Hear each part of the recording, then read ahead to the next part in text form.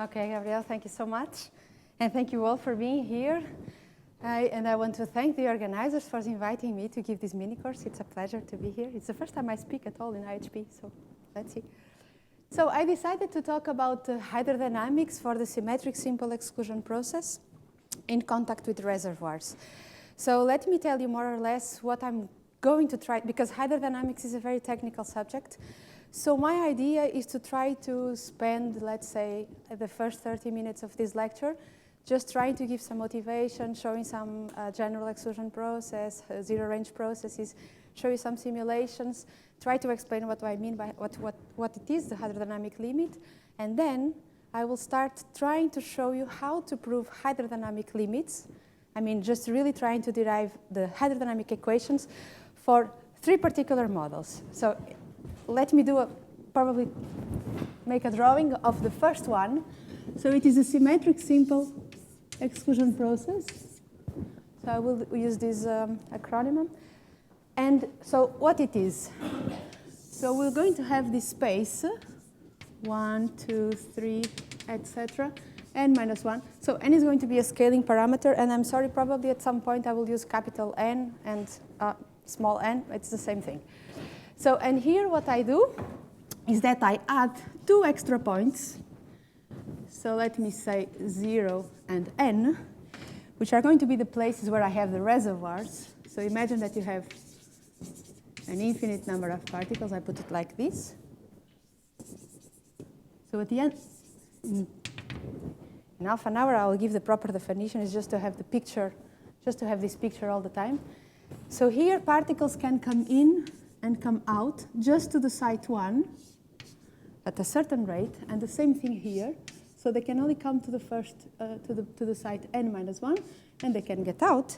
And the rate, so here it's going to be beta over n theta, and to get out 1 minus beta over n theta, and I'm going to put a factor kappa. Oh, sorry, this one is not here. And here it's going to be alpha, oh sorry, my n, over n theta and the kappa. And here 1 minus alpha, kappa, or n theta. And inside, so this set here, I'm going to use this notation lambda n, which is called the bulk. Particles can just jump to nearest neighbors. So from x to x plus 1 or to x minus 1. And they jump only if the destination site is empty. Otherwise, they stay. Okay? And the rate is a half.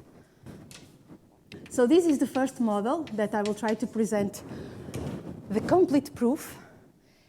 For this model today, probably in lecture 1 and lecture 2, I'm not sure if I will take the whole time of lecture 2. But then what I want to do, so the next 2 models that I want to analyze is the following case. So instead of having jumps which are nearest neighbor, 1/2, 1/2, I will take long jumps which are given by a probability p.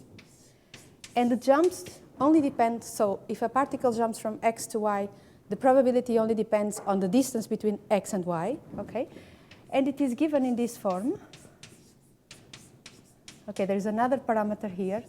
And I didn't mention yet who is alpha, who is beta, who is theta. I will do it, okay? At some point, I will have to put some restrictions on these parameters. And this p here, so what we want to analyze then is when we have the long jumps, and instead of having only 1 reservoir, I will add up infinite reservoirs to the right, infinite reservoirs to the left, and I will try to derive the hydrodynamic equations. Okay? And the thing is, depending on the range of this parameter theta, we will have different PDEs describing the hydrodynamic limit. Is it clear, the dynamics so far? Okay? So I will, So I will define it. I will define the generator. I will give you all the properties of these models just to take into account that this is the model of today. This is what we are going to analyze today. So what I'm going to start to present, my goal now, is to give you some microscopic models for the dynamics between particles, and from that to obtain these macroscopic laws, which are PDEs, for the evolution of some quantity of interest, some quantity of the system which is preserved by the dynamics. Okay? So It started with the Boltzmann. So there is this. So Boltzmann was a physicist and a philosopher who had these several achievements in statistical mechanics. And in statistical mechanics, the idea is that you want to predict how the properties of atoms determine the properties, the physical properties of the matter. So the approach is, if you are interested, yes, it's here. Let me just see if it works. Yes, okay. So if you are interested in analyzing the evolution of some fluid or a gas, since the number of components is very big, we don't want to give a precise description of the macroscopic state of the system. And the idea is to first, so if you want to analyze the macroscopic properties of the system depending on the dynamics between particles. And the idea is that first you examine the equilibrium states of a system. So in our case, I will tell you what this means, these equilibrium states for these microscopic models. Then you characterize them by some macroscopic property that we want to study. And then we examine the system out of equilibrium. So let's see. Suppose you start a system. First thing to do, it works. You find invariant states of that system. So at time t equal to 0, you characterize these systems by some quantity. So this quantity that I call rho. So in our case, in this symmetric simple exclusion, if you look at the dynamics, okay, forget the reservoirs by now. So suppose we don't have reservoirs and we would be in Z. The dynamics in the bulk, it changes particles from one side to the other. So it doesn't create or annihilate particles. So the quantity of particles is a conserved quantity. So the rho that we are going to be looking at, this quantity here, is the density, okay? So now that we have so once we know what are the equilibrium states, and we have them characterized by this quantity that we want to look at, we want to see the space-time evolution of this quantity. So what we do is that we fix a point that I call U, and we fix a neighborhood VU, which is very big from the microscopic point of view. We assume that the system reaches instantaneously an equilibrium that is characterized by this quantity rho at the point U. You let time evolve, and now the question is, okay, so now you do the same thing, you ask the same question, but now this rho depends both on time and space. And the question is, how does it evolve? Okay? What are the macroscopic PDEs? What are the PDEs which describe the evolution of this quantity here, which depends now on two variables, space and time. Okay? So,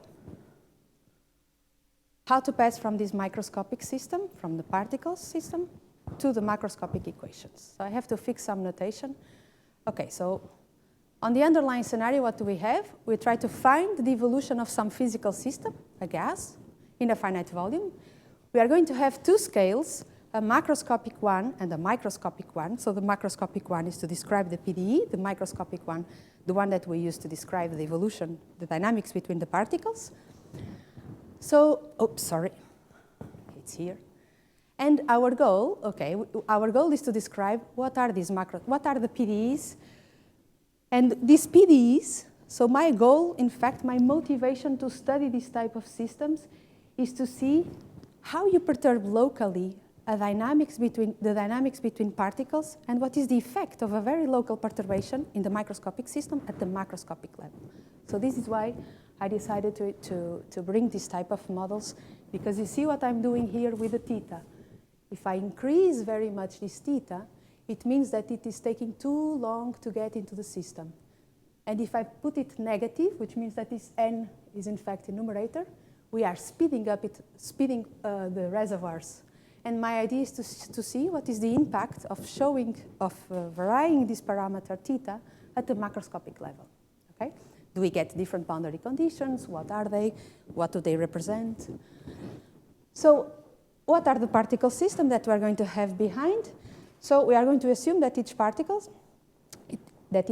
performs a random walk, which is subject to some local interaction, some restriction. We are going to have some restriction at the level of the rates. So this is the question. Okay, so this is just to summarize what I said in the previous one. So we have an interacting particle system, two scales, one for space, one for time, the same thing for so we have a macroscopic scale for the time and for the space. When you discretize the volume, whatever is the volume, we can try to talk about the volume in R, in the one-dimensional torus, D-dimensional torus, or in this case, so if you see here, the microscopic space is this one, and the macroscopic space, which corresponds to this one, is just the interval 0, 1. So the solutions of my PDE, so this is the macroscopic space. The solutions of the PDE, they will be living in this space. And the dynamics that I have to define, it conserves, okay, here I'm going to talk about the easiest case, symmetric simple exclusion, so there is only one conserved quantity, which is the density of particles. And the times that the particles have to wait, they are given by Poisson process, independent Poisson processes. And so we have this Markov chain. So this is the question that I want to answer. What is the law that describes the evolution of some particles, that I'm going to describe I'm going to define what is the dynamics for these particles, and what is this law? So now, my example. So suppose now, okay, this example is because I want to speak in these processes with reservoirs. So take the set of points. So this is a choice. You see here 1, 2, 3, and 4 for the microscopic space. It means that I am taking this n equal to 5, and I am adding up these two extra sites, these 0 and 1, just because I want to say that there are some reservoirs there, okay? And now, for example, if I want to fix the initial state, we can do the following. So my initial configuration. So configurations, I will denote by this letter, eta, which are going to be elements here. So my eta is going to be this. And this eta x is either 0 or 1, because if it's 1, it means that there is a particle at the site x, otherwise it's 0. If I want to fix initial configuration, one way to do it is you toss a coin. If you get a tail, you put a particle. If not, you don't put. Suppose you do this, and you do this independently, and you got to this initial configuration here, this one.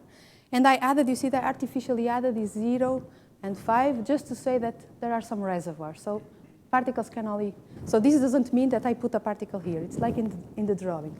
There are particles at these two endpoints which can come out and get out of the system. So they are somehow occupied just to mimic the role of the reservoirs. So now, okay, suppose you look at the realization of independent Poisson processes, and these are the marks of these Poisson processes, okay? So now, I'm going to try to describe, okay, it's going to be very ugly, the next slide, but the idea is that I'm going to try to tell you that with these marks of the Poisson process and the initial configuration, we know all the evolution of the system, okay? So, next one. So, okay, so here what happens, so let me just try to illustrate. Okay, everywhere we see these sites occupied because they are representing the reservoirs, okay? So here, the first time, so time is going in this way, in this direction, okay? So time is going down. And the first time that we see a Poisson mark, it is here, okay? So when you start to go down, the first time you see this mark is here. So this means I'm going to exchange the particles between these two positions. So if you see over there, so this is the initial configuration, and the next one, you see, this one is going to go there, okay? So now the second one, we go down, it is here. So if it is here, it means that a particle can come from the reservoirs into the system. So if you look here, okay, there are particles in the reservoir, but one came in. Okay, and with this, we know all the evolution of the system. Okay? So now, let's fix the notation. So I'm going to have this n, which is the scaling parameter. I'm going to have a microscopic space and a macroscopic space. So the microscopic space is obtained when we discretize the system by taking intervals. So distance between the points are going to be at distance 1 over n. Okay. In my model, so the ones that I'm going to show, this microscopic space is going to be this space here. So I'm always going to be using this notation. Okay. And the corresponding macroscopic space is just the interval 0, 1. Okay, so the Poisson clocks, I'm going to use an abuse of, but it's just to represent it, just to be, because I say that we have these Poisson processes which are related to this, to the bond. I mean, they are related to particles which are jumping just between x and x plus 1. But in fact, if I want to allow, in the case of long jumps, I will not have just a Poisson process between these 2 points, but between any point x and y, so that I can allow the long jumps. Okay. okay? But I'm going to use these clocks here just to say that there is a mark of a Poisson process which is there, okay? Then I have this probability that I'm going to fix, in which in the next lecture will be this one, that one over there.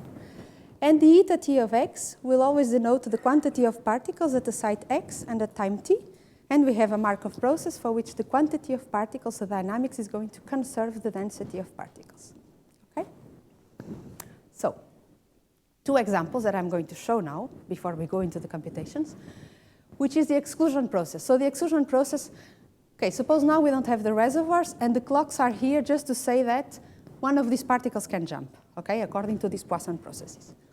And then I say, okay, so how is the dynamics? After a ring of a clock, the particle jumps from a site x to y at a rate which is given by these. I don't say who is p. In our example, in the first one that we are going to look at today, the p is just p1 is a half, p minus 1 is a half, and pz for z with absolute value bigger than 1 is 0. And it jumps if y is empty. Otherwise, the particle waits for a new ring of a clock.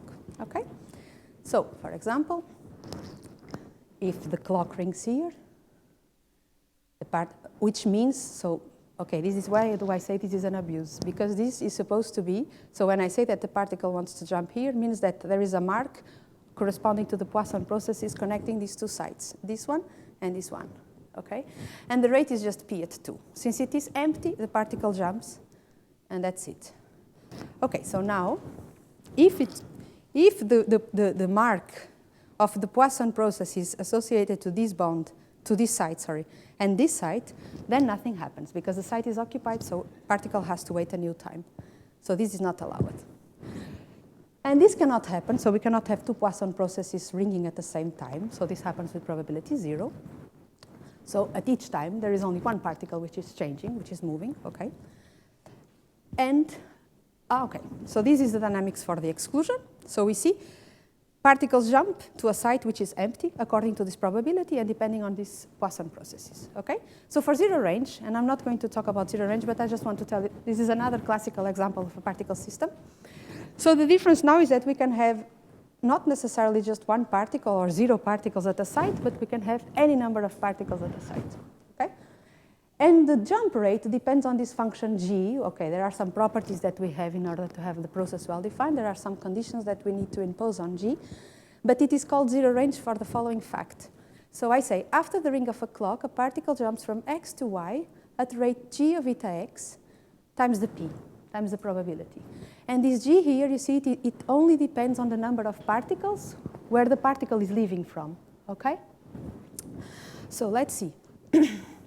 If the clock, so if the Poisson process associated to this site and this site, it is ringing, so there is a mark, a particle can jump from this site to this site with this rate. So you see this 3 here is because we have 3 particles at this site, okay? So then the particle jumps. This is what happens. And the same thing here. If it wants to jump to the right, it does it with this rate g of 1 because there is only one particle here. Okay, so now let me give you two different simulations just to see what happens, for example, when this p is symmetric or when the p is asymmetric. So now the simulations, they are done for the zero range process. Maybe I can just explain it here. So this is the following. This is the initial configuration. This is a zero range process. Upper display, the rates are 1/2 to the right and 1/2 to the left. In the lower display, it is 0.9 to the right and 0.1 to the left. So which means particles are going to the right with higher probability, okay? And the initial configuration, so let me explain what this means. So we have 90 sites, okay? Periodic boundary conditions, so at some point you will see particles going there and then coming back, okay? And here means that I have 1 particle at the site 1, 2 particles at the site 2, and so on, up to the site 20, where I put 2 particles, and then the same thing. Okay? So let's see the difference between how the particles are distributed after some time. I'm going to put the both running, okay? So you see this one is the one which has 0.9 probability to go to the right, okay?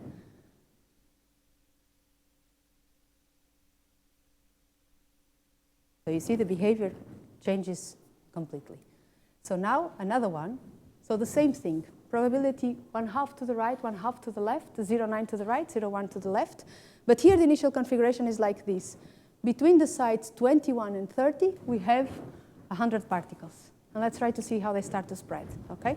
So, sorry, this one here. And what we want to see is that if there is some function, which is solution to some PDE, which is describing this behavior quite well, and this function is going to be a solution in some sense that I'm going to say later to this PDE, which is called the hydrodynamic equation. Yeah. Sorry, so if I just look at the picture, it's like the second one, which is the bias one, is the gravel, right? Whereas the first one, so it's shaped the same. No, it has nothing to do. The PDEs are completely different. So I'm not going to speak about the zero range, not even the symmetric, because in my case, all of them will be completely symmetric, the transition probability. But the PDEs are completely different. In this case, for example, for the zero range, 1/2, 1/2, it is the heat equation. Yeah, it is sorry, it's not a heat equation. It's a parabolic equation which depends on the G. So in this case, my G is a very special function, which is the indicator function. Okay? And here not, it is a hyperbolic equation, so when you try to derive the hydrodynamic equations, we have to consider two different time scales. Okay? Why don't we see the shock? Yep. Non-discontinuous solution. Try to expect shock at one end and no reaction on the other. Yeah. And why don't we see that? Yeah, good question. Yeah. Yeah. Why don't I see the shock? Because I think for G, we don't see the shock. For this G, the indicator, we don't see the shock. At one end, I would expect the shock, and at the other end, the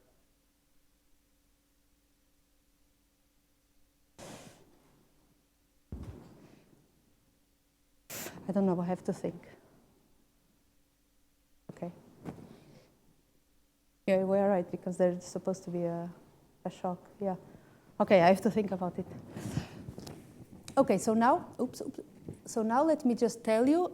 So there is another simulation here, which is, so this one is starting from this initial configuration. But what I do is that, so in black, it is the particle system. And in red, what I'm going to have is the solution of the heat equation, which is starting from this initial condition. So I'm going to put both running at the same time. Okay? So this is what we see.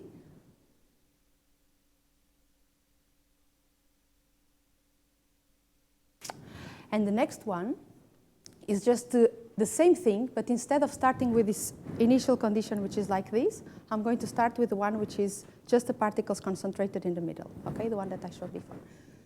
So it is this one, and I want to thank Freddy Hernandez for the simulations. So it is like this. So what I want to show in this, with this mini course is to explain for this model how can we show, in fact, that this solution here to some PDE, that I'm going to tell in which sense it is a solution, describes the density of particles for that model. Okay, so now we jump to the, so this is just to motivate. So the outline is like this. Today, what time is it? Yeah, okay. So today, I'm going to analyze the hydrodynamic limit for this model. So you see that my theta here is just a number in R. So let me fix now these parameters alpha and beta in 0, 1. The kappa is just some number. Let me put it like this, some positive number. And the theta is in R. So when theta is bigger than 0, the reservoirs are slowed.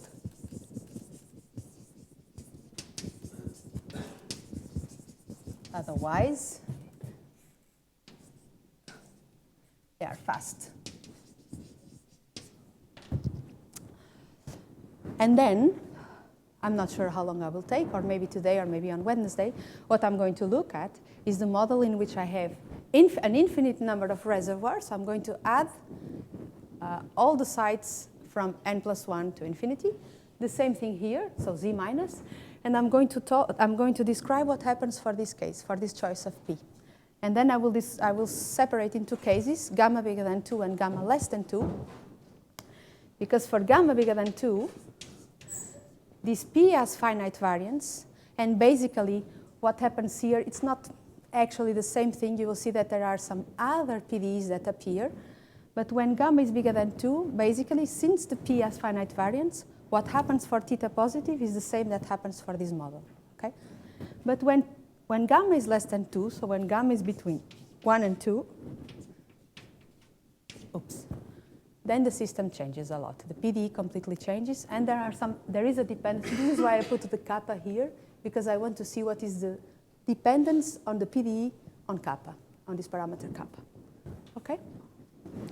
So this is why I split into these two different cases. Okay? Because basically the first one is exactly as the nearest neighbor, but the second one is not. So let's fix these dynamics. So I'm just going to explain just with some drawing. So it is exactly the dynamics that is represented over there. So particles in the bulk, they change according to, they go to the right or to the left with rate a half. And here they can get in and can get out. Of course, they only get in if the first site is empty. Okay, otherwise they don't get in. And the same thing for the right reservoir. So this is what happens. So for example, if the particle jumps, it jumps here. If the clock rings at this site, then one of the particles come in. Yeah? And the same thing for the right reservoir. Is it clear, the dynamics? Yeah? So let's define, okay, maybe I'm going to interpolate between the slides and the board, okay? Because I want to do the computation, so I think that if I do everything on the slides, it's not we don't see the computations, okay? So I think it is easier to write them down. So, and I have 4 boards, okay. So, fixing notation. This set is the bulk. The state space for my Markov process is this omega n, which is 0,1 to the power lambda n. The infinitesimal generator, so I split into the 2 parts here because I want to see, so when you see this 0, it means it is the generator in the bulk, okay? And when it is this 1, it is B means because it is a generator in the boundary, okay? So this Ln is going to be the sum of this Ln at 0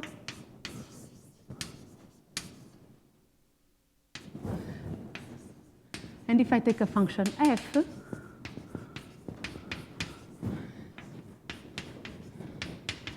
so this is defined like this.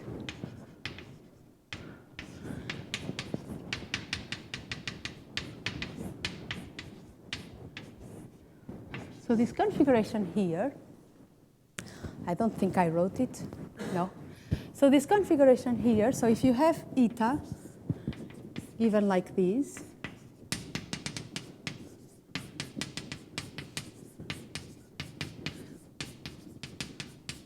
etc.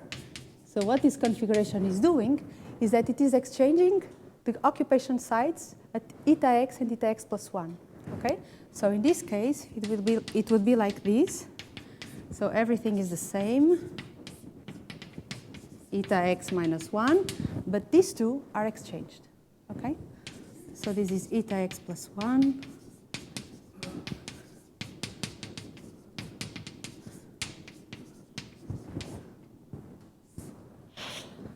And this one, okay, these rates are a bit, the notation is a bit complicated, but it is like this. So there are 2 parts. I put them together, but in fact, when we have the infinite reservoirs, I'm going to split. So this is taking into account jumps which come from the left reservoir for x equal to 1, and from the right reservoir when x is equal to n minus 1. So what this is doing is that we are just exchanging particles from x to x plus 1, to nearest neighbors, okay?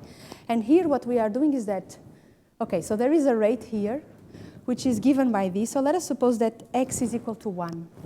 When x is equal to 1, this R1 is alpha. So it means that, so x equal to 1. At which rate do I get in? I get in at rate, why do I say I get in? Because I have 1 minus eta 1. So when this thing is non-negative, when eta 1 is 0. Because if eta 1 is 1, this is 0, right? So if eta 1 is 0, means that a particle can come into the system. And it does it with rate alpha, okay?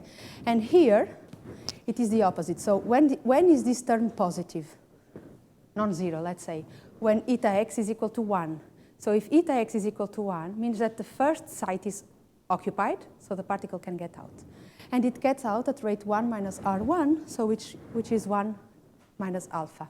And the same thing for the right, okay? So this L and B is just kappa over n theta, the sum of x in these two sides. What is,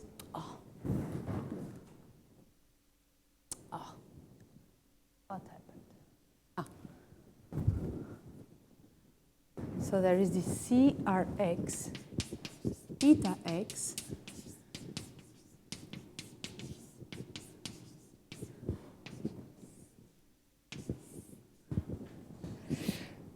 and this thing, so what is this configuration here? So this configuration eta at x, okay, let's look at x equal to 1, for example, is just the one which flips the value of eta at the site 1. So it does the following. 1 minus eta 1. So you see that if it is 0, if eta 1 is 0 for the configuration, in this configuration, if this is 0, then for this one it is 1. Okay? And if it is 1, then for this one it is 0. Okay?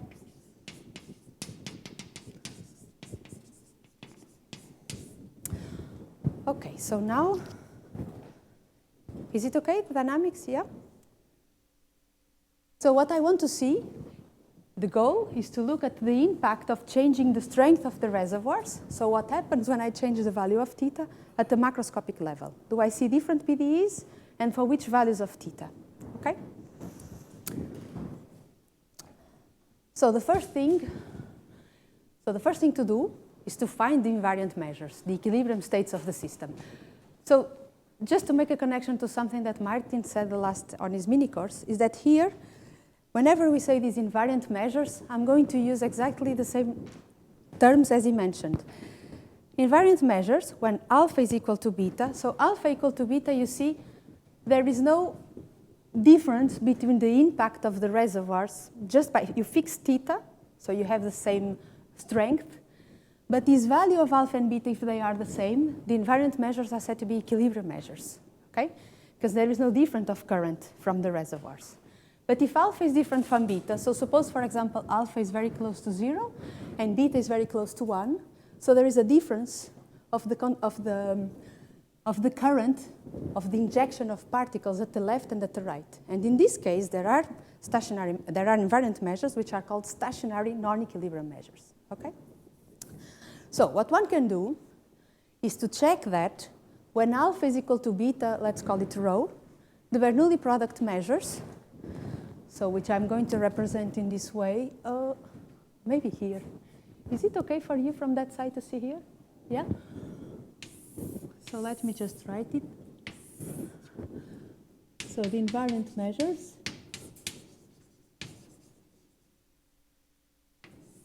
So when alpha is equal to beta is equal to rho, these measures, I'm going to use this notation, okay? So this is just product measures which give the weight rho, okay? And otherwise they give the weight 1 minus rho because this eta is just 0 or 1. So they are invariant, and one way to check that, in fact they are reversible. So they are invariant and in fact reversible.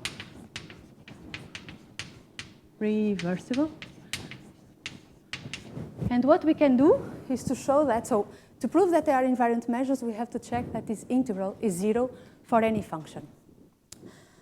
And since this eta of x is just 0 or 1, in fact, this function f, any function f can be written as a weighted sum of eta x or 1 minus eta x.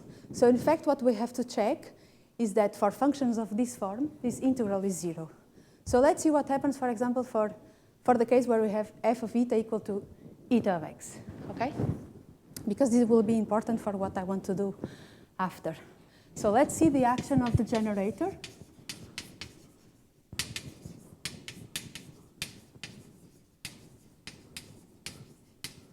L for f of eta is equal to eta at z. Okay?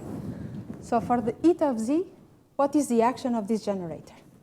So generator has two parts, the bulk plus the boundary. So in the bulk, you see, I'm choosing eta. So let's take z different from 1 and different from minus 1. Okay? So when I compute if you look at the definition of the generator, which is there, this, I forgot a 0. Yeah. So this is 0, okay? This is the bulk. Okay, there was a 0 missing. So the generator is exchanging particles which are nearest neighbor. So here there is a z minus 1, z plus 1. So what happens when I apply the ln 0 at f, and I put it there, I'm going to have what? So you see that if I exchange all the sides which are not close to z, if I exchange, for example, 1 with 2 or 2 with 3, and z is not close to these sides, nothing happens. The generator, the value is 0. But at these two particular sides, what I get is eta z minus 1 minus eta z from the term which corresponds in the sum to z minus 1, okay, plus eta z plus 1 minus eta z. Do you agree? If z is not close to the boundaries, okay? If now z is 1, and of course, if it is not close to the boundaries, the action of the generator from the boundaries in this in eta z is 0, because it only affects the value of eta 1 and eta n minus 1. So at z equal to 1, there are two things. So z equal to 1 is this term here. And there is a part of the generator in the bulk which affects this site, which is the one which exchanges the 1 with the 2. So then I will have, let me call it like this, of eta. And what is it? So I'm going to have the eta 2 minus eta 1. You agree? It is the part of the generator in the bulk which is exchanging the particle from 1 to 2. Is it okay for everybody? Yeah? And then I have the part from the boundary.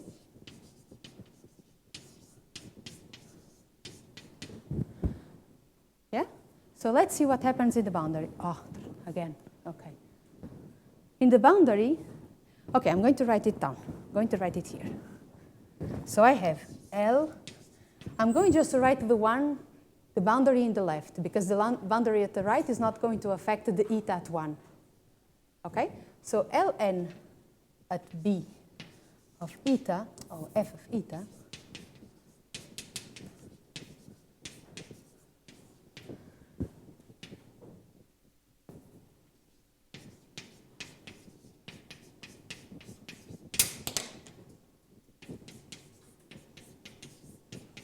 so now I'm going to replace this f by the eta at 1 here, okay?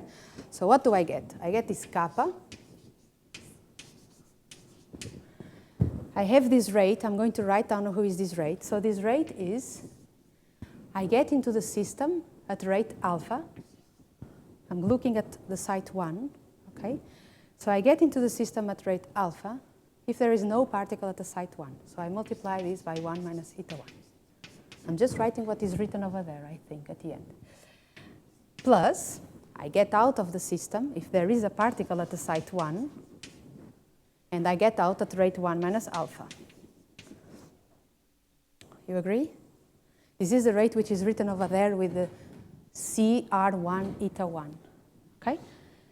And now this function here, remember, it flips the value of it flips the value at eta 1. So if I have eta 1, so here I have my function. Here I have the eta 1. And here this flips the value. So I have 1 minus eta 1. Okay? You agree? No? Yeah?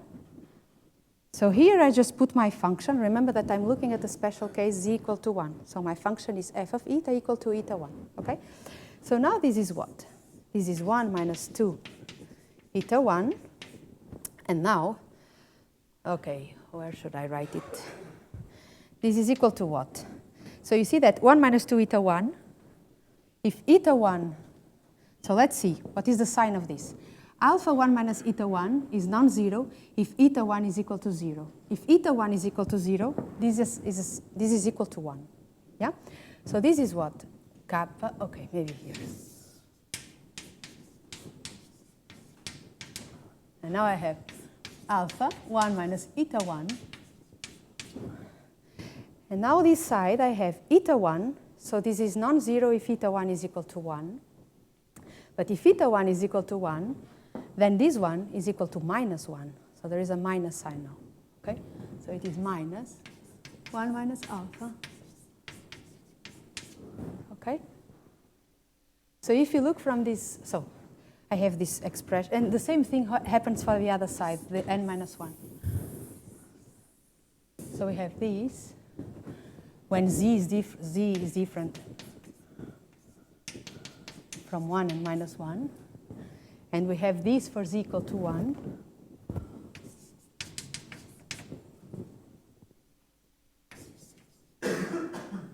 L and B at f of eta. And the same thing for z equal to minus 1.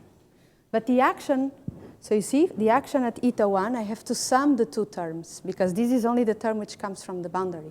So the Ln for eta 1 is going to be this term here,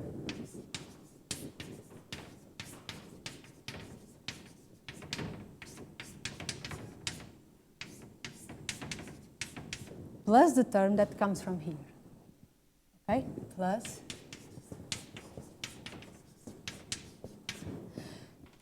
and just to write this, let's say in a simpler way, I'm going to call to these terms the current, so the microscopic current of the system.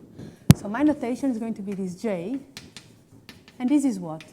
This is, oh sorry, there is a dependence on eta.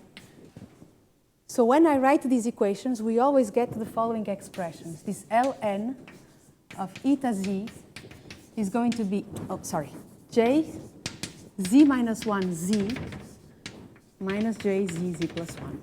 Okay? What is this? This is the microscopic current of the system. So this is the difference between the jump rate from x to x plus 1 and the jump rate from x plus 1 to x. So let's see. What is the jump rate from x to x plus 1 in the bulk? It is what? A particle jumps from x to x plus 1 if the site, sorry, this is x. If x is occupied and x plus 1 is empty. So it is this minus, and if you develop, you see that the terms which are, let's say, a product of eta x and eta x plus 1, they cancel, and we only get eta x minus eta x plus 1. You agree? Which is exactly what is written here. This is the current between j minus 1, z minus 1 and z, and this is the current between z and z plus 1. Is it clear? Yeah? So this is just z minus 1z.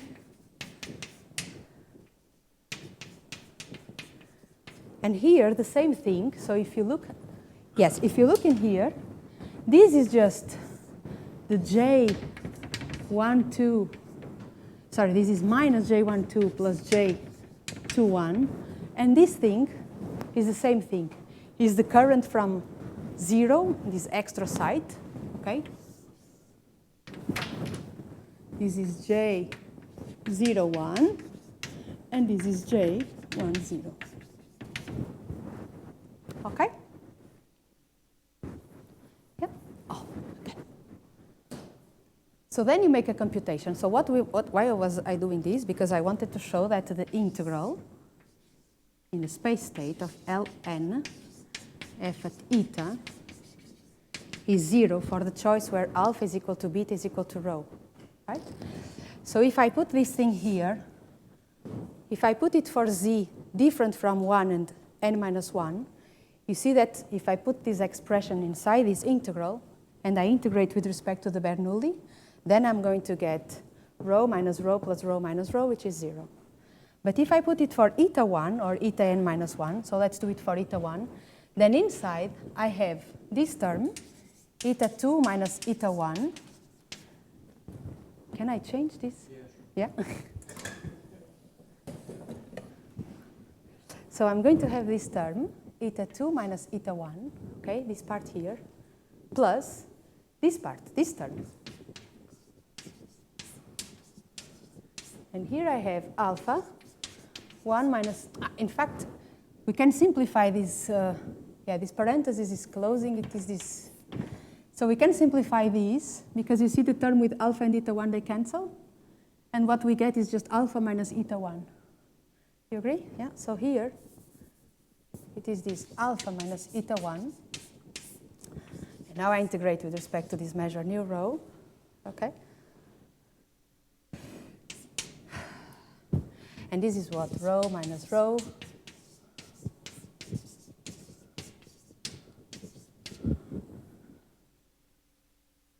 Okay? So if alpha is different, then alpha is different from rho, this is not 0. Okay? But it is 0 if, and we do it for the same thing. So the difference for, I will put it with a different color. So if we do it for n minus 1, for the other side, so it is exactly the same thing, but here is beta, here it is n minus 1, here it is beta.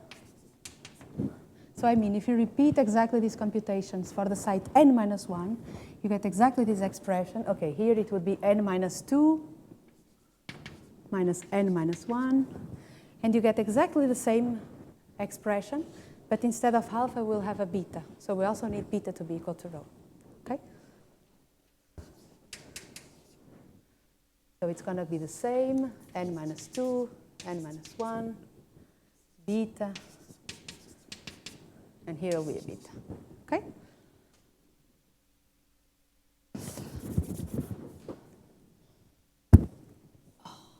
So for alpha different from beta, different from rho, so if alpha is different from beta, the Bernoulli product measures, they are not invariant. But one thing that one can do, but we know that we have a finite state irreducible Markov process, so we have a unique stationary measure. We don't need to have properties of this measure. We don't need them for what I'm going to present.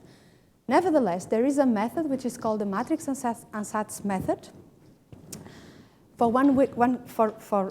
If you apply this method, you can get information on the correlation, endpoint correlation function for this with respect to the stationary measure.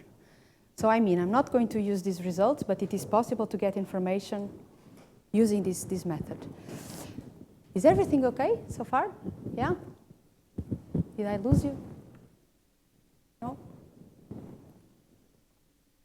So, what time is it?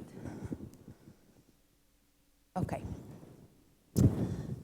So the hydrodynamic limit. How do we prove the hydrodynamic limit? So can I erase the board? Now it is the break. Can I erase the board? This one? Okay, yeah. So this one. Can I erase also the dynamics or yeah?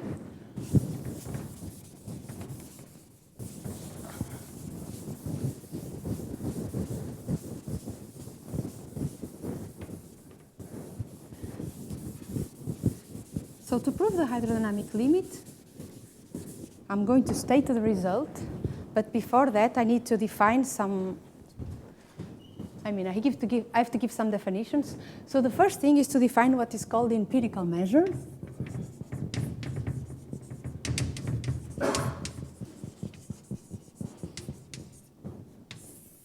So this is a measure which is represented by these. So it is a sum of Dirac measures. So probably I will not write all the time. Whenever you don't see something in the sum, it means that the sum is restricted to the bulk. Okay, so it's only going to be from 1 to n minus 1. Remember this notation with the lambda n.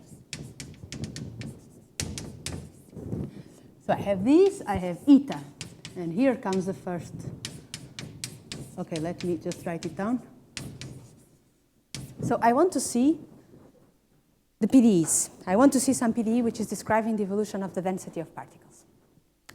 And I have to remember that I said I'm going to take two different scales for the there is the microscopic space, the macroscopic space, the microscopic time, and the macroscopic time. So here, my microscopic time, so the system is going to be speeded up on this scale, let's say Tn squared. And we will see why, and with the long jumps, we will see that, for example, we need different rescalings of time, depending on these parameters that we have at the boundaries. And here, so the macroscopic time is just T. The microspace is this space. And the macrospace is the interval 0, 1. Oh, again.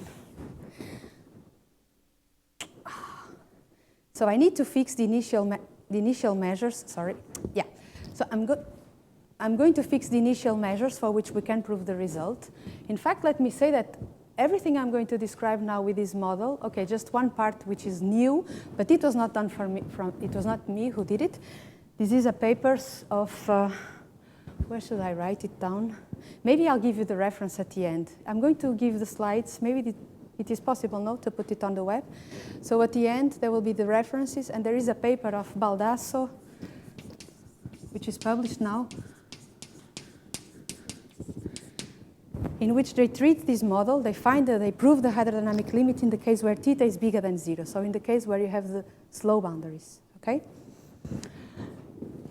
So we have these, and now I say, okay, let's fix a measurable profile, and the sequence of probability measures set such that this thing is true.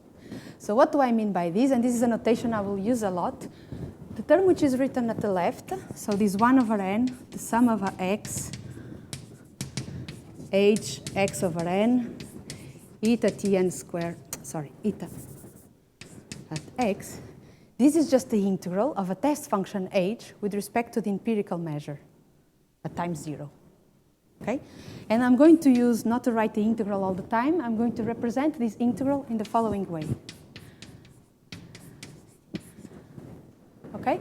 When I put the time t here, it means that the eta is speeded up in the time scale Tn squared, the diffusive time scale. Okay?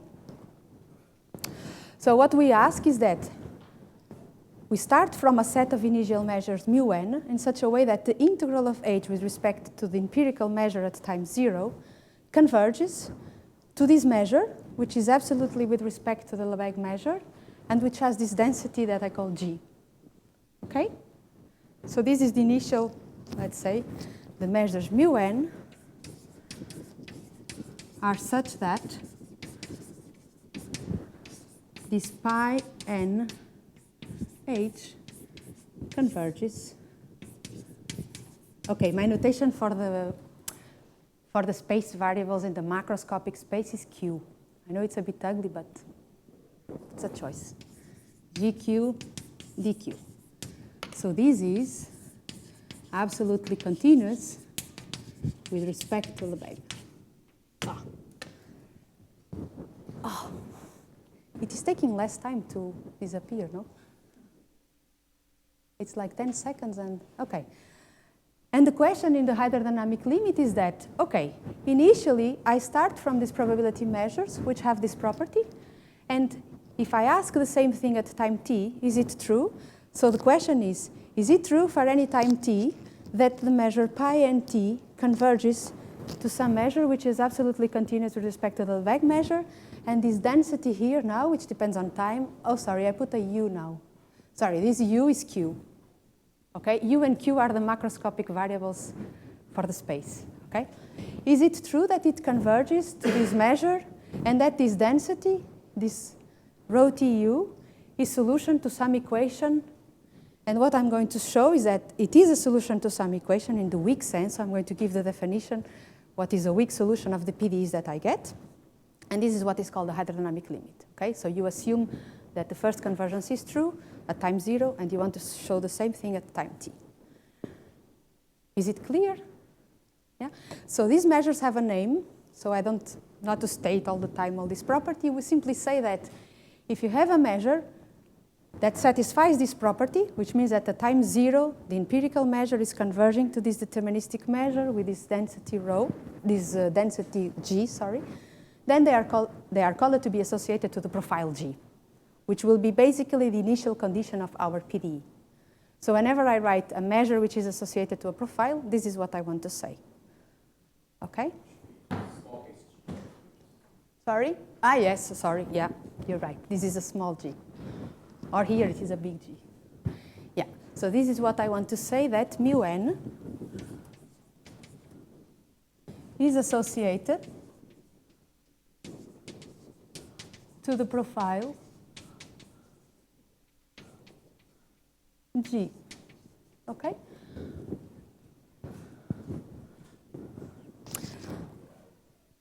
Can I go on? Yeah? So the theorem is the following. Take a G measurable, start from these measures mu n, which are associated to that profile G, and then you prove that the empirical measure is converging to this measure rho tq dq, and this rho t is the unique weak solution. So something which is very important for the method to work is that the PDE that we have as a unique weak solution. Okay? So it is the unique weak solution of the heat equation with different types of boundary conditions which depend on this range of theta, this parameter theta that is ruling the strength of the reservoirs. Okay? So I erase this one. Can I erase this one? Yeah?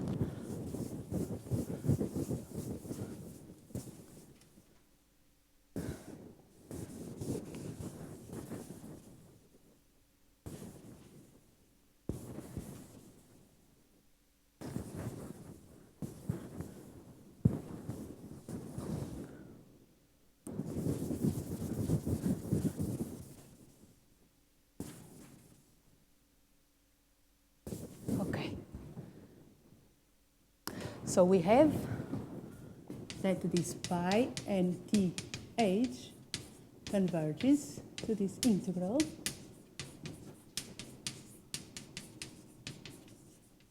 and this rho t, can I move? Yeah? There are these different regimes, so theta less than 1, it is just the heat equation with the Dirichlet boundary conditions. For theta equal to 1, it is the heat equation with Robin boundary conditions. And for theta bigger than 1, it is the heat equation with Neumann boundary conditions.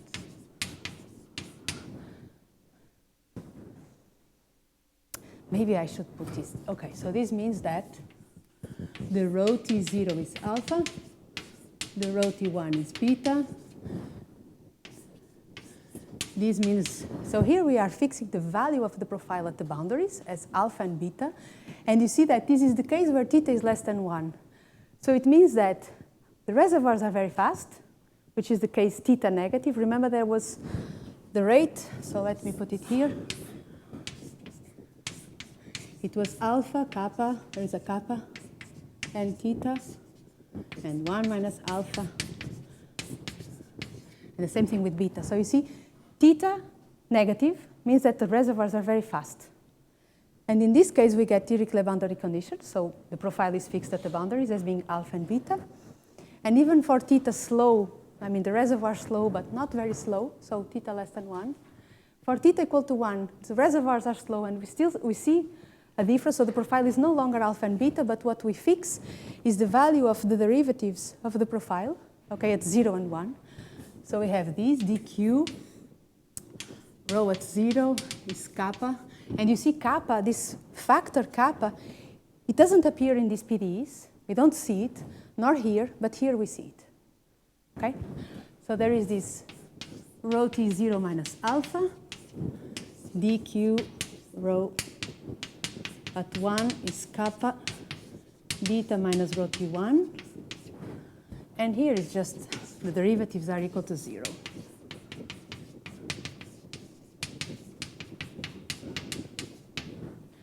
Oh, again.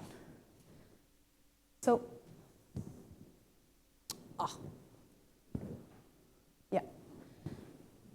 Can I move? Yeah. So this is the, just to summarize, 3 regimes. Dirichlet boundary conditions for theta less than 1, theta equal to 1, Robin boundary conditions, and then Neumann. Okay? So how do we prove the results? How can we prove the hydrodynamic limit? So there are 2 things to do. So first, let me just define Qn as the measure, let's say a probability measure, in the space. I'm going to use this notation, which is in fact the usual notation. So this is a space of trajectories which are continuous from the right with limits from the left and which takes value in M. So M is just a set of measures in the 0, 1, which have positive total mass bounded and which are positive. Okay? And this measure here, this Qn, so it's a probability measure, which is induced by the starting measure mu n and pi n. And what one has to do is, so there are 2 things to do. I will not focus on tightness because the results to prove tightness, they are quite general. Usually they work out for any exclusion. Okay, so it's just a question of, it's technical. So I think I would prefer to focus on the characterization of limit points because it is here where we see the different PDEs and why the dynamics affect the different terms that appear in the PDE. Okay? So how do we characterize the limiting points? I mean, so suppose we have tightness. So so assume tightness. And then we know that there exists limiting points. So we know any subsequence, it's correct, converges to some measure, let's say, Q star. So Q star, what we want to show is that this Q star is concentrated on measures, so trajectories of measures, such that they are absolutely continuous with respect to the Lebesgue measure. So there is here a density. And this density here is the solution, in the weak sense, to the corresponding PDE. Okay? And rho TQ is the unique weak solution of the corresponding PDE.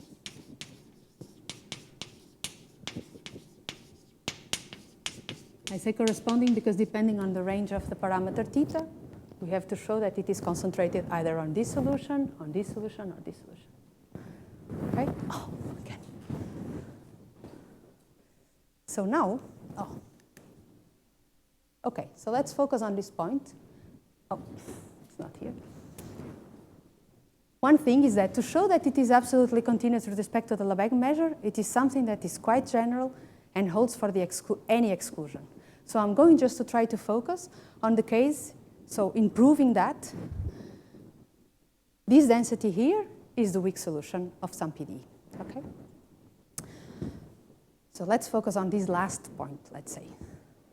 So first, I have to give the notion of weak solution. And now, I should leave it here because we are going to need them. Can I erase these 2? Yeah? So in fact, I'm going to give 2 definitions of a weak solution in the case of the heat equation with the Dirichlet boundary conditions.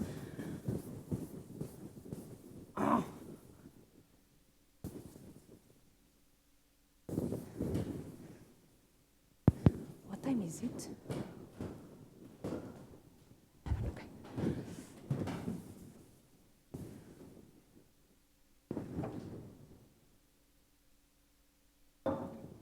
And you see here, one thing that I didn't say. So let me just go back. When we look at the PDEs, I didn't say what is the initial condition, right? I just put the equation and the boundary conditions. But the initial condition is the function g, which is fixed here. Okay, so this is the initial condition for the PDEs. So now what is the solution of the heat equation? So this is the notion that I'm going to use in the case theta between 0 and 1. So remember that for theta less than 1, we have directly boundary conditions. But I'm going to use two different notions of solution, and I will try to explain you why. Why do I do this, okay? So when theta is between 0 and 1, so that we have the heat equation.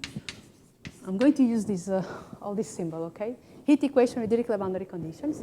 And it means that, okay, so I have a function that I call a g, a measurable function, which is a function that comes from that condition. And we say that this is a weak solution if there are two conditions.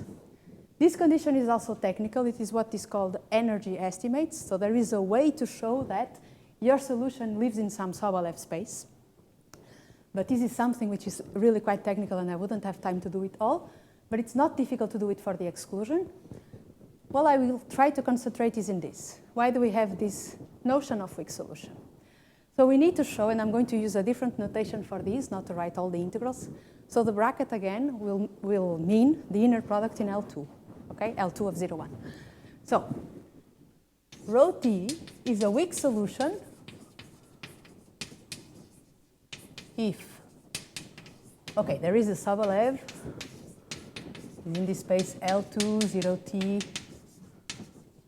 Basically, it says that the function has a weak derivative, as a derivative in the weak sense, okay? And then the 2 is that if you take a test function, and something which is important. When I'm going to give this notion of weak solution, I'm taking this, so I'm taking functions which depend both on time and space.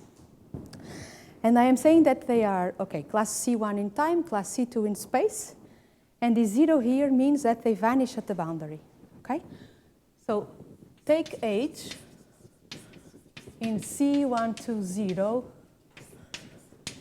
0t, 0, 1. And this means that H1 is H0 is 0. Okay? This is a notation that sometimes we use this for compact supported, but for compact supported, I will use the C. Oh. And then we say that rho t h, so this is the notation for the integral, okay? For the integral in 0, 1, rho tq, htq, dq, minus rho 0, sorry, there is a t missing, h0 minus the integral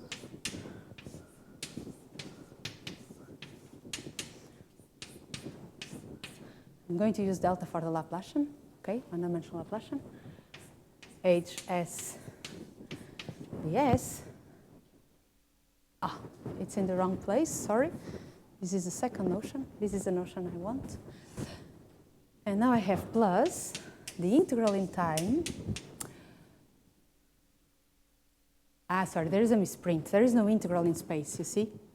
Here, there is no integral in space, I'm sorry. So it is just beta dq hs at 1 minus alpha dq hs at 0 ds equal to 0. So you see that at the level of the equation, you already see the alpha and the beta in the equation, okay? So what I want to, I'm not sure I will have time now, but what I want to do is to use these computations, no, I will not have time, is to use these computations that we had here to try to write down an expression using Martingales for a discretized version of the weak solution and to tell you how to recover all these terms that we see here. So this is my plan probably in the afternoon. So let me just explain you or try to give you a, so why do we need this? So I say theta less than 1, it's always Dirichlet. But I'm going to need to use two different notions of solutions. One, which is this one, which functions, so that I only take functions which are 0 at the boundaries. And the second notion of solution is this one. So, okay, so the difference between one solution and the other is that in the second one, I'm going to write it in orange. So this is for theta less than 0, strictly less than 0. Which is the following. I have a weak solution of the heat equation with Dirichlet boundary conditions. If this thing is true, I need to have the function in some Sobolev space. My functions here, my space of test functions, you see, This means that the function has a compact support. So it means that it is 0, but all the derivatives are 0 at the boundaries. So if I take this h, so if you take it like this, you see that the integral notion, the derivative is 0. So I don't see this term, and I don't see this term. So these two terms, they disappear. The notion of weak solution is just what we have. Yeah, you agree? It's what is written there, yeah? So it is just, you have to, so the weak solution is that you have the row in the sub-L space, you have this integral equal to 0, these terms disappear, yeah? But then I need to see the alpha and the beta. I need to have uniqueness, so I need to ask a third condition which says that the profile is alpha and beta at the boundaries. So this is something that we didn't need in the previous definition, because in fact this notion is already enough to give uniqueness, but if you take functions of compact support, you don't see these terms and you need something extra to prove uniqueness. And this is what we need, okay? So I'm going to use these two different notions of solutions in the two different cases with the theta. And I'm going to tell you, not today, not now, in the afternoon, why this is needed. Why we cannot prove for theta less than 0 that you have this solution, this notion of solution. So there is a problem in the middle of the computations, and I will try to explain it. So one thing, which is exercise. I can leave exercises? Can I leave exercise? Yeah. One exercise, which is trivial, it is to show that, in fact, this is what you get. So you write down the equation with the heat equation with Dirichlet boundary conditions. And you multiply these by a test function in both sides, and you integrate. Okay, so you take a test function h, which depends on time and space. You multiply both sides. You integrate both in space and time. Make an integration by parts. Use the boundary conditions, and you get this. Of course, assume that the function is vanishing at the boundaries. Otherwise, you have extra terms. Okay, and the same thing for the functions with compact support. And now for Robin. Oh, I didn't get back. Okay, this is the function. So this is the notion for functions with compact support. And for Robin or Neumann, because you see Robin and Neumann, if I take, yeah, it is this. The solution has to be 0 and alpha at the boundaries, okay? So here for compact support, okay, in orange compact support, I don't see this term. And the third term is to show that rho T0 is alpha and rho T beta is 1 for any time t. So the third notion of weak solution is this one. So Robin, there is this kappa here. Remember that Robin was the only case, did I wrote it? Yeah. It is the only case in which this kappa appears. So if you take kappa equal to 0, you have the notion of a weak solution with Neumann boundary conditions. So again, exercise, you just integrate the function, use the boundary conditions, and write down this notion of weak solution.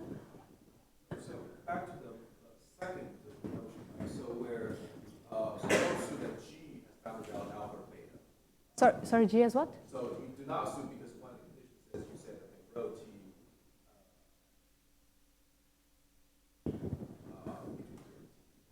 but G doesn't. G doesn't, but immediately has.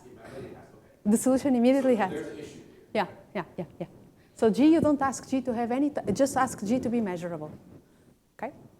But what I say here is that you need these extra conditions, because since you are taking functions of compact support, you don't see the alpha and the beta, and you need to have some condition which gives you the uniqueness. Why do you have this unique solution? And fixing these values at the boundary gives you the, did I wrote, this is wrong. This is 1 equal to beta. 1 equal to beta. So for Robin, the notion of solution is this one. So again, you need to have the function in some sub-L space, and you have this integral notion, and this is true, and I don't ask any type of boundary conditions at the level of the test function. So take any test function, C1 in time and C2 in space, and this is what you get, okay? So to prove this, 10 minutes, okay. Yeah, there are 3 regimes, but 2 different notions for the first case. So there are 3 regimes, theta less than 1, Dirichlet, 2 notions of solution, one which has functions which are just 0 at the boundaries, the first which is written over there, and then with compact support. And we are going to use the two different notions. In the case theta between 0 and 1, you use the test functions which are 0 at the boundaries. And when theta is negative, fast boundaries, you use the ones with compact support.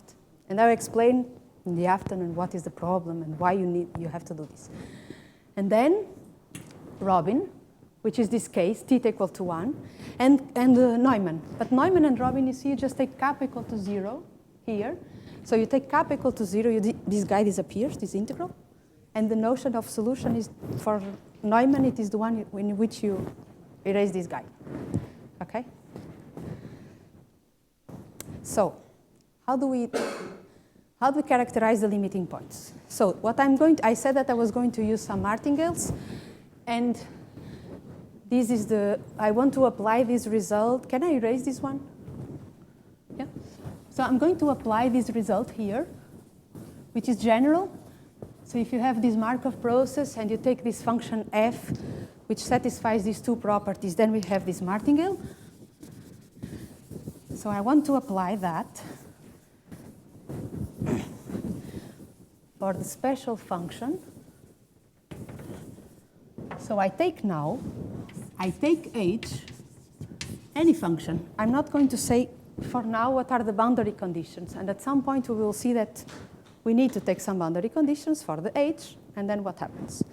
So I take this. So this result says that if you have this function f, mf of t, okay, this function depends on time and on the configurations of the Markov process. So these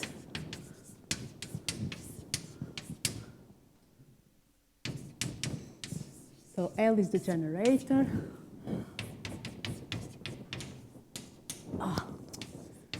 So this is a martingale with respect to the natural filtration for the process. Can I go and leave just the result there? Yeah. So I'm going to apply it for this special function f, which in fact does not depend on time. So you see the dependence on the test function, on this function f, is only at the level of the process. So then I write this f, I choose this f, t eta t, equal to the integral of the empirical measure with respect to the test function h. Okay? And then I apply. So the first thing to do is that we have to compute. So since the function does not depend on time, this guy is not here. This derivative is 0. Okay? This derivative with respect to s of f is 0. But what is important is to compute the action of the generator in this term. And this is where I'm going to use these computations that I did before. Remember this L of eta z? So what is the L of this pi ns at h? This is the term which is appearing here when I apply this result to this special function. You agree? Yeah? So what is this? This is the L of 1 over n, the sum over x, h, x over n, eta t n square, x.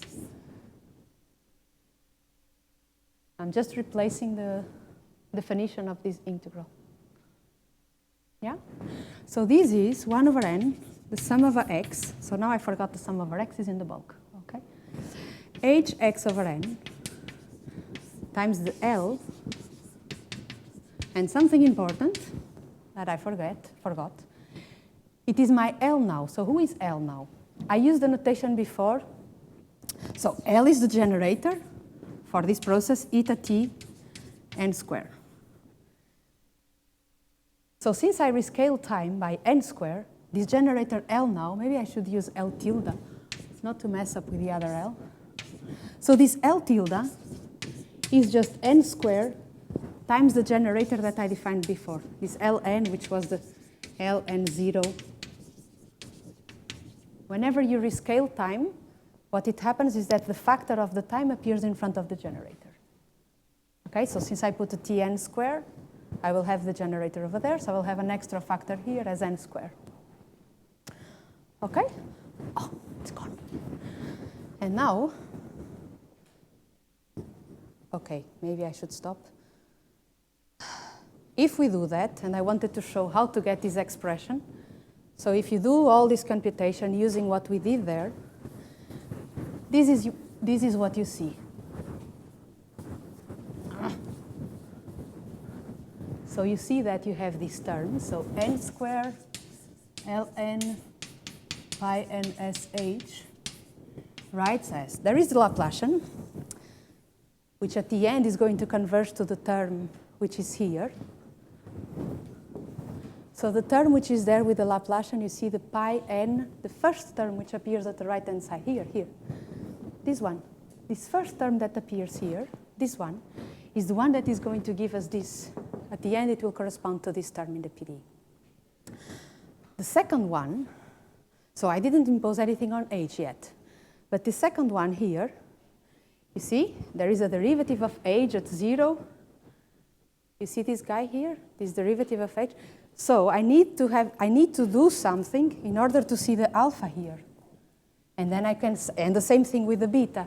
So in order to get to those terms, I will have to make what is called a replacement lemma, which is to say that I can exchange this term here by alpha, so that I will get the alpha dq hs at 0, which is there.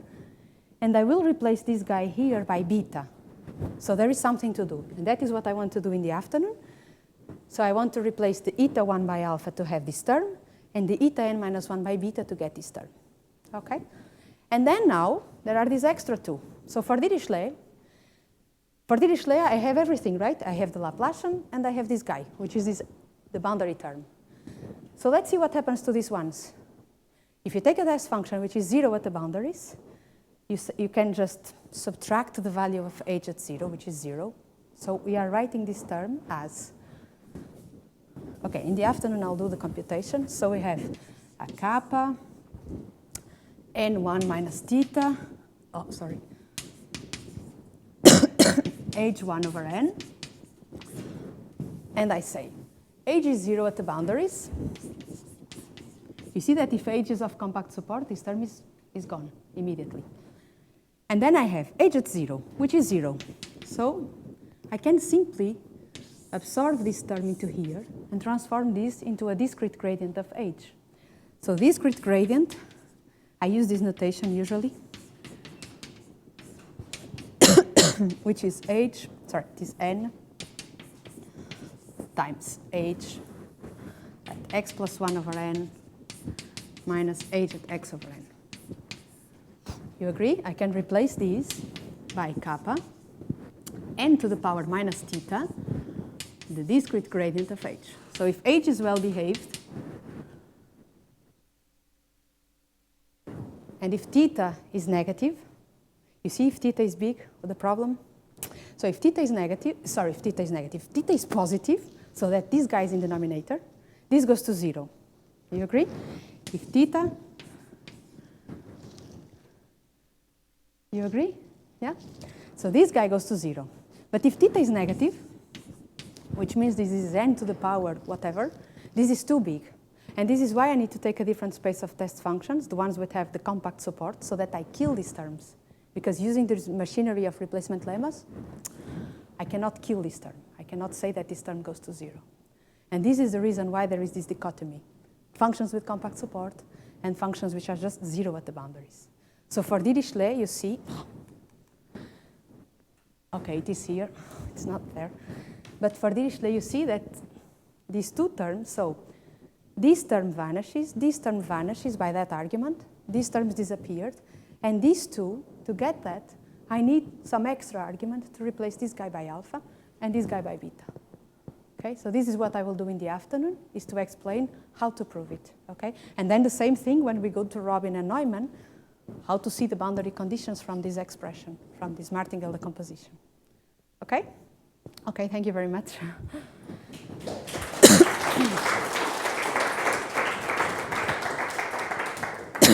Oh my God.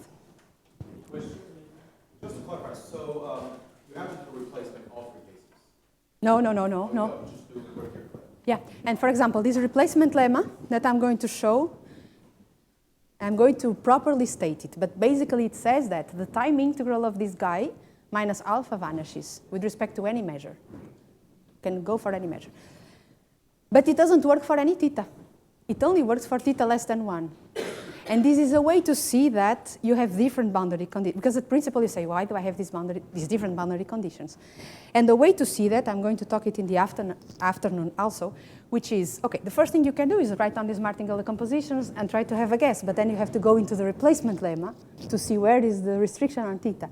But there is a way to see it, which is to look at what is called the empirical profile. So it is this term here. So if you define this rho nt of x as the expectation with respect to any measure of eta tx, and you derive discrete equations for this guy, basically this guy is going to converge to the solution of our PDE. So you can try to have a guess what are the boundary conditions looking at this expression. But even so, it's not easy. It's not an easy. And with the infinite reservoirs, it's even more we need much more replacement lemmas. Not only this one, you need really. So that is basically what I'm trying to do in the afternoon, is try to explain what are the restrictions, how to prove these things.